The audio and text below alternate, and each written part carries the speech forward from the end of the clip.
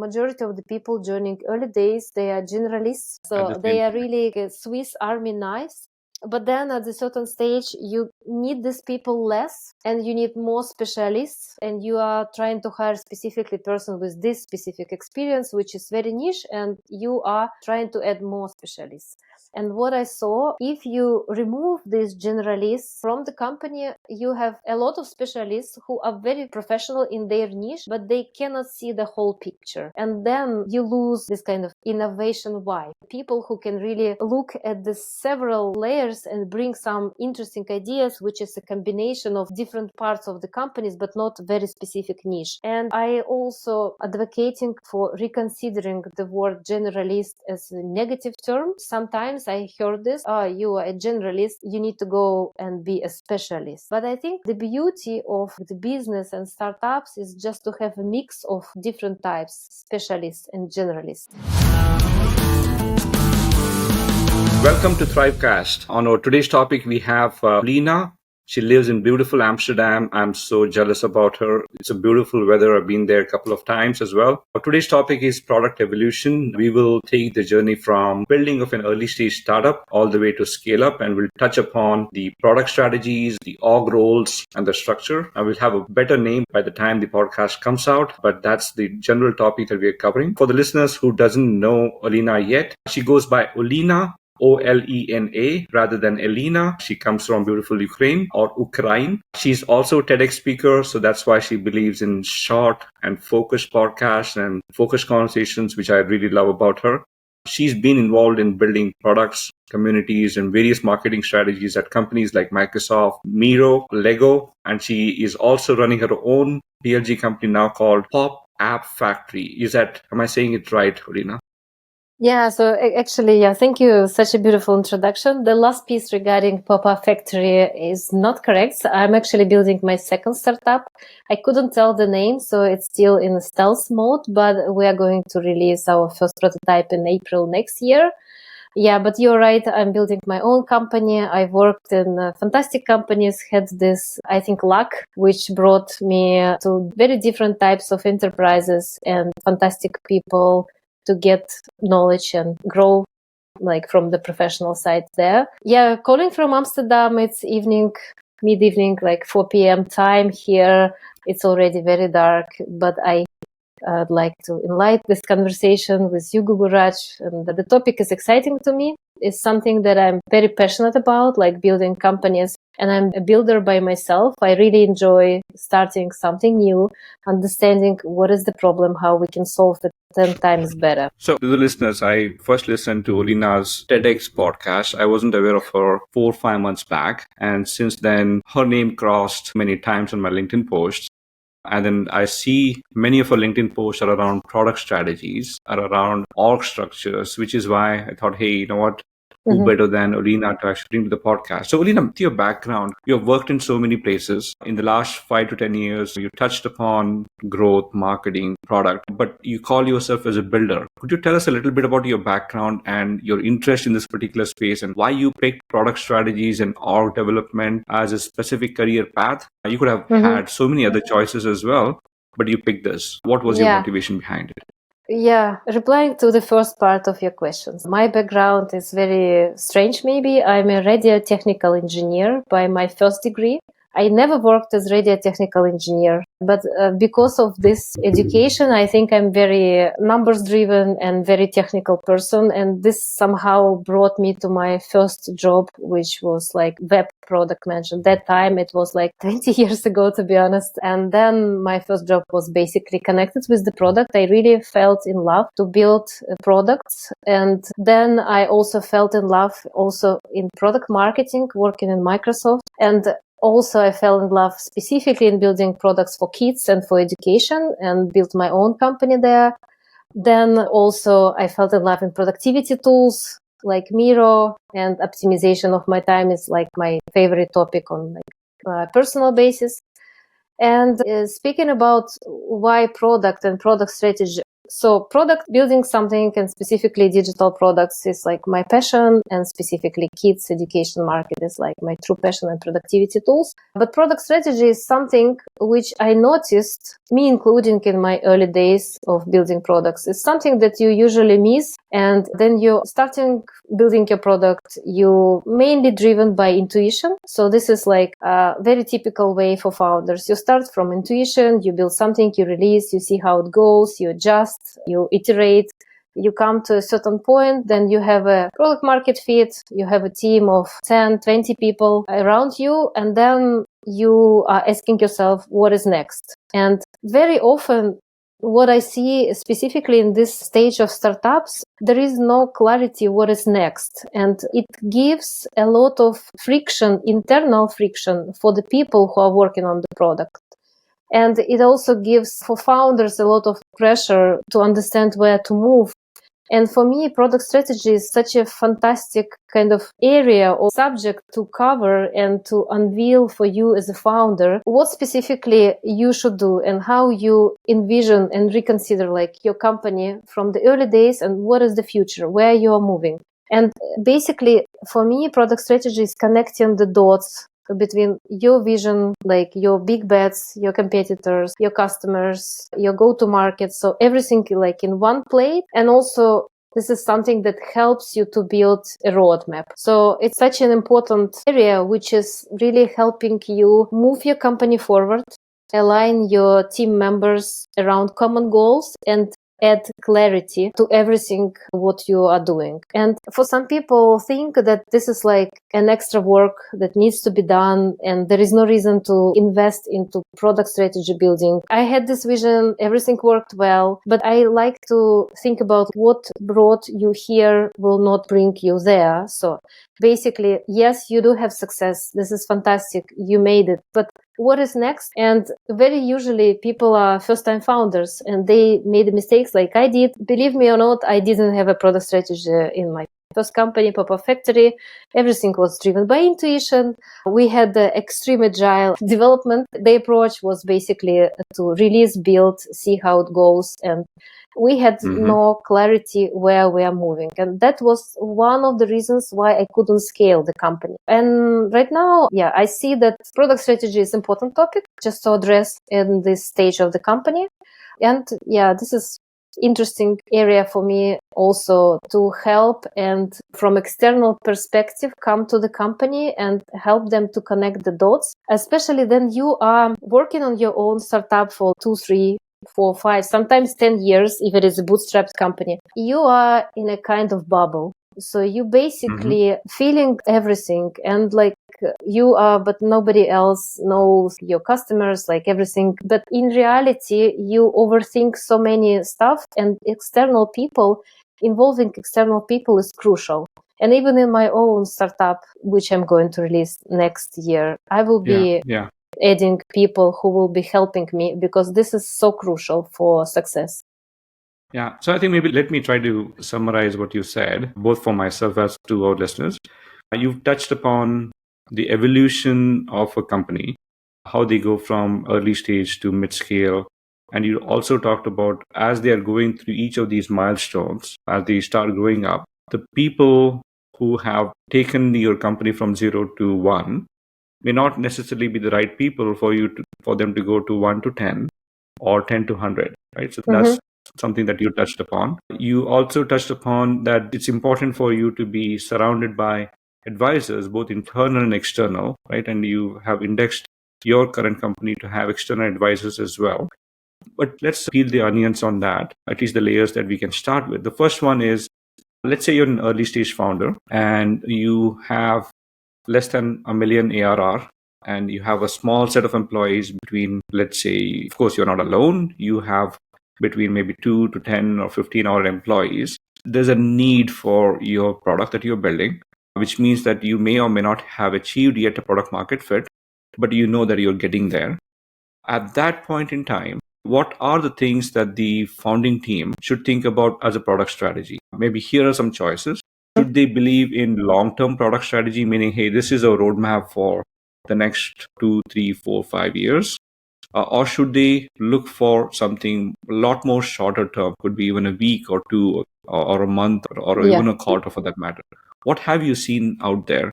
We'll start from that in the early stages and we'll slowly proceed ahead. Absolutely. Fantastic question. Yeah. This is also, take this as my personal opinion, because I think opinions on product strategy is very personal. And I truly believe that in this stage of the company, in the product strategy fluidity, I call it fluidity, meaning that this stage you cannot really plan for even 1 year. I think the maximum you can plan is 6 months, and this is a realistic term to plan. However, for me, I believe also in the product strategy and like fixed vision, like where you'd like to move for the 6 months at least for product strategy, but in a flexible roadmap. What I mean here, so you as a company, speaking about strategy fluidity, you cannot really, especially if you work in a dynamic industry, like, I don't know, productivity tools, SaaS. Yeah, then you need to reconsider your product strategy every 6 months. And yes, it will be some adjustments. It will be maybe not a dramatic change. However, it depends on the market. It can be a very dramatic change for every 6 months. But dedicating time, and usually it shouldn't take more than 1-2 days full-time work for the whole like leadership team to shape it up and correct. And strategy fluidity for me means that it is not set in stone. It's flexible and you adjust it on the fly. If you feel that market changes faster than 6 months, then you need to reconsider it in 3 months. In the businesses I was involved recently in the babysitter marketplace, it's totally different industry compared to productivity SaaS. It's different dynamics. So you can have your strategy maybe planned for 1 year. You should not reconsider every 6 months, and it's totally fine. So you should adjust this cadence with your company and with your market. Yeah, but you should understand that it is not set in stone. It's like agile kind of way of approaching strategy. Yeah, and just take it as a kind of short-term strategy for 6 months. Okay. Yeah, this is what maybe I believe. shorter term and then keep it for less than 6 months. But maybe before we jump into a little more details, could you be able to define, at least for the audience, what do you mean by product strategy? What's involved in that? And maybe if you could help with maybe an example of it that you've seen in the past. Yeah, so what is involved? So I believe that product strategy is basically big pieces. So the first piece is your key use cases, your current key use cases, or use cases that you are going to develop in the next 6 months. Then you have your big bets. So basically, big bets are big areas, big projects, something that you believe in will drive your product growth. Then you have your customer behavior and needs, also coming from numerous sources, and we can go deeper into like customer discovery process. Then you have your competitive landscape for sure, and your positioning and how you differentiate. You also have market trends, and the last but not the least is a growth flywheel. So basically how your business grows and your hypothesis on like how it can even grow faster.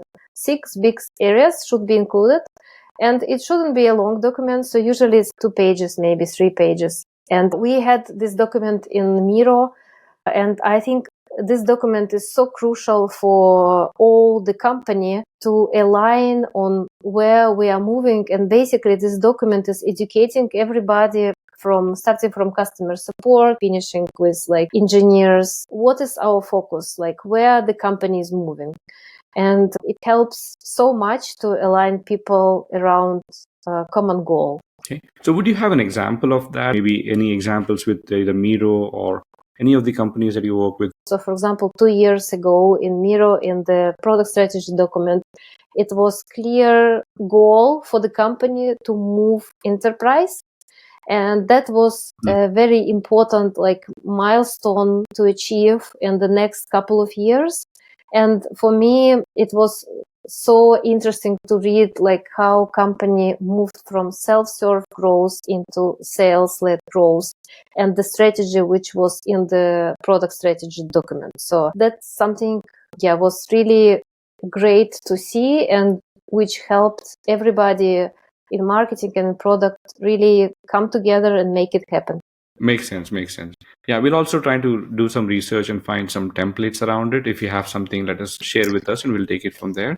Yeah, so Let's. absolutely. I just have a very typical template for product strategy, which is not an example of real strategy with real company and real numbers and real challenges. It's more like a templatized approach to product strategy, which I happily can share with you guys. Makes sense. Thank you so much. So, Olina, let's maybe continue on the journey. Let's say the startups have now built a product strategy document. They have it discussed amongst the internal members, the advisors, the external members. They've taken it to the investor, they've taken it to the customers as well. Could you maybe tell us a little of how can they know for sure that the product strategy document that they have just initially shared, is that the right one?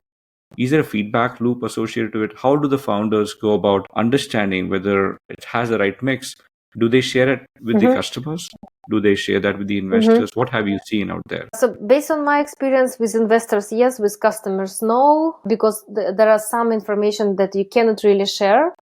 You can share with customers your roadmap and basically what you're going to build in the next, I don't know, months or two, just to make them aware that this is something you wanted, we are building it. Yeah, and speaking about what next, so you do have this document and you build it.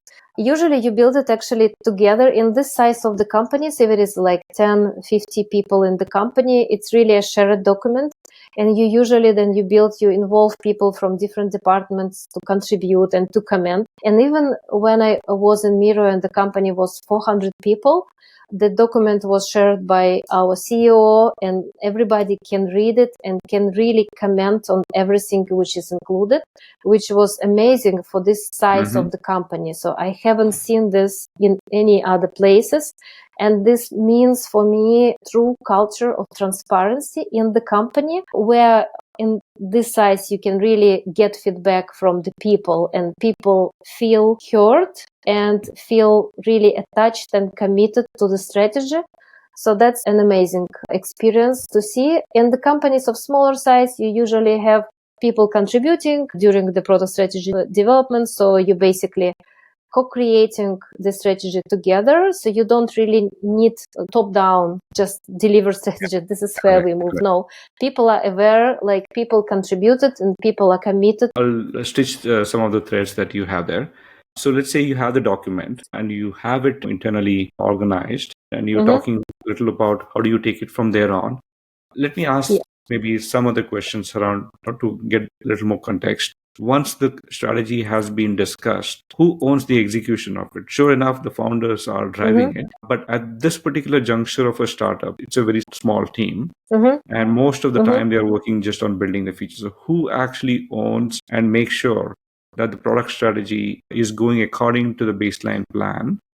I'm hoping that this particular strategy document, the life of that is less than maybe 6 months or so, because over time they're going to re-index it. So who owns it, who drives it, and how do they come back to it?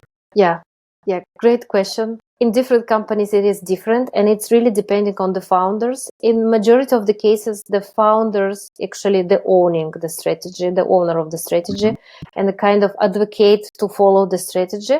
Sometimes if the founder is not a product person, which rarely happen, but still happen, sometimes the founder can be a marketing or go-to-market or salesperson with a technical co-founder, for example. Then the product is a thing that the founder is not that comfortable to drive. And in this case, they do have a product manager in the team already, or sometimes a product management as a function owned by a product designer. It also happens. So basically, there is somebody in the team who is responsible for product. And in majority of the cases, it is founder.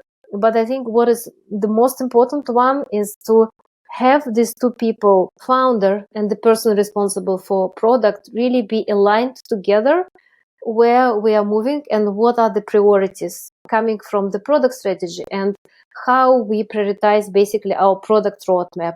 So what is going to be first in the development in our product roadmap, what is goes second, like what is we need to research more, where we have more confidence, less confidence. But yeah, the collaboration between founder and the person responsible for product So this is the crucial moment, and alignment of these two people. And especially here, I want to highlight, this is something what I noticed in this size of the companies. If the founder is really a product person, this usually can come not in the favor of a first product manager joining the company. If a founder is hiring a product manager, mainly the reason to hire product manager is to just execute. So basically, founders usually hiring product owners, so I don't know, the person who is only executing but not really contributing and do not challenging the founder. So which is making a product manager function not properly positioned, because you are then only work as an execution hand. You have no voice, no opinion. You just need to do what the founder said, which is not great. And I believe then the founder mistake is to hire a product manager and make them project manager or make them a backlog manager, something like this. But founders, the short reply, founders are responsible most of the time for the product strategy and helping really stick to what it is everybody agreed on. Yeah, I think you would beautifully put it. So as we are evolving the particular startup from, let's say, an early stage or a PMF level company to slightly more of beyond PMF or go to a Series A, Series B, they are taking that funding. As they're growing, what have you seen as the organizational structure and the roles associated to that evolution? I know in the recent past, we've seen companies like Airbnb talk about merging the PMM and the product manager role into one. And there are some conversations about merging a growth manager and a product manager into one. What have you seen out there? I know you advise quite a few companies out there as well in Europe. What have you seen in general as the evolution of the company and how they are evolving their product management function? So what I noticed, like typically you hire first a product team which is responsible for core product. So basically taking some responsibilities from the founder and basically developing the product based on the product strategy. This is like the first piece of the puzzle. You have your first product team, which is usually core product and product manager with, 5, 6, sometimes 8 developers per product manager. Usually one designer, sometimes half designer, and usually they do have somebody who is helping with analytics or product manager is covering this part. And basically this is the team. Then the next step usually, and this is I think becoming very trendy right now, is to hire as a first product team is a growth product team. So basically the team responsible fully for experimentation and understanding how you can really grow based on your customers. So how your every customer can bring another 10 customers. And this is a little bit different dynamic of the team, a little bit different profile of the person who is working in the growth product. But I think like having these two different teams, core product and growth product, makes a really nice evolution of the startups towards like big product org.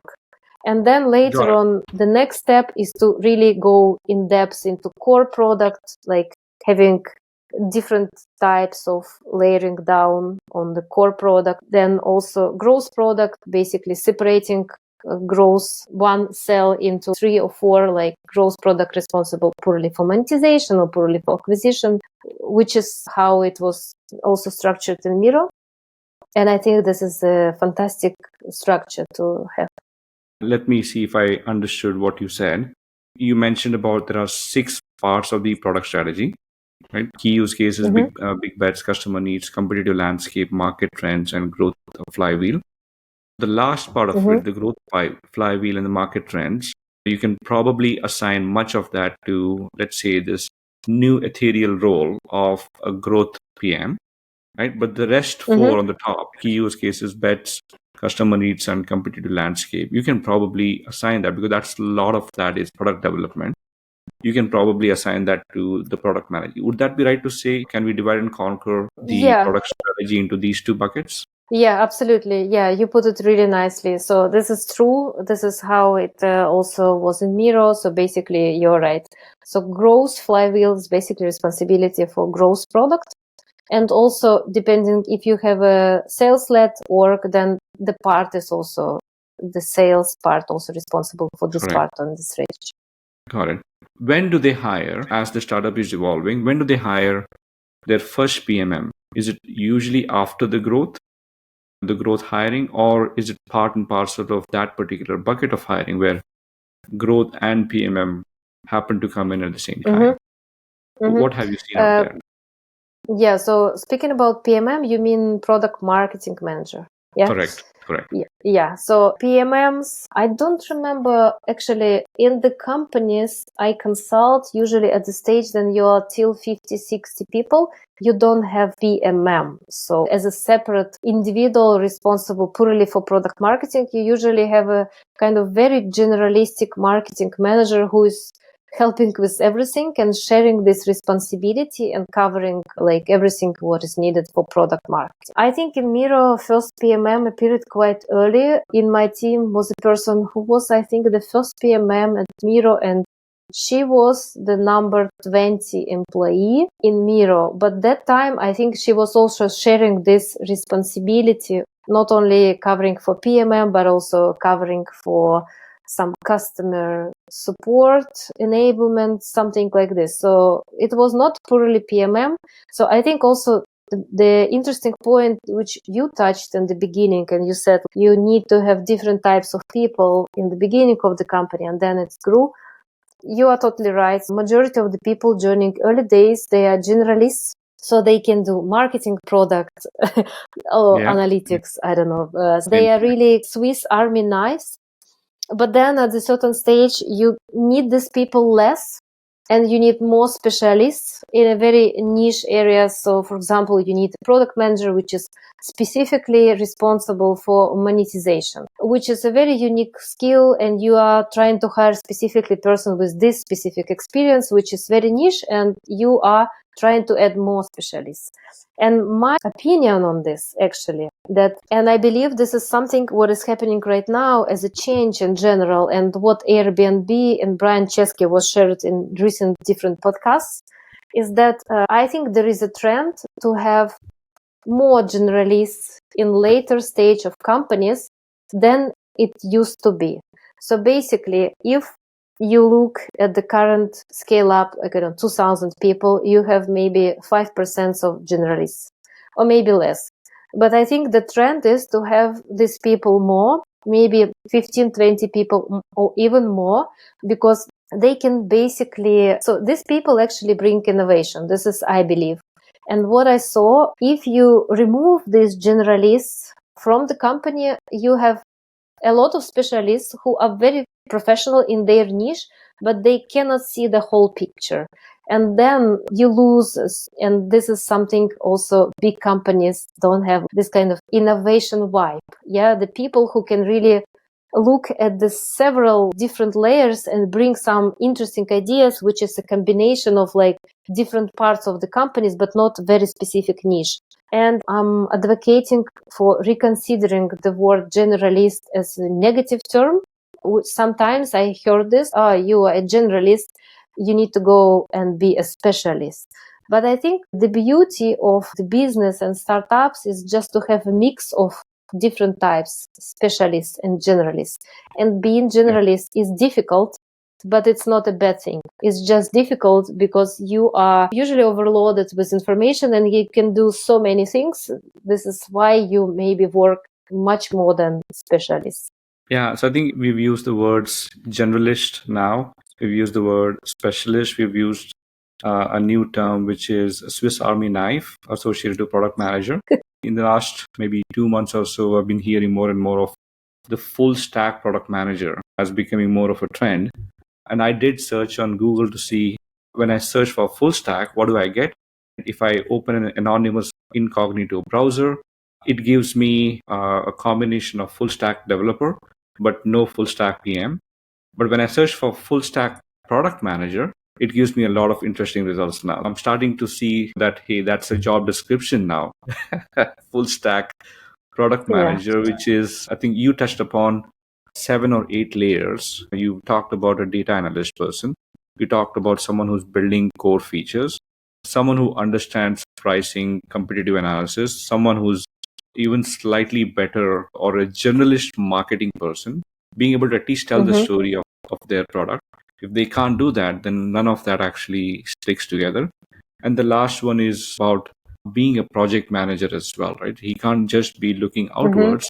He has to look inwards as well. So let me ask this question. What have you seen as the percentage of time that the product managers are spending externally facing versus internally facing? Do you see in the early stage companies a lot more internal or a lot more external? What do you think would be a good percentage mix of the time between internal and external?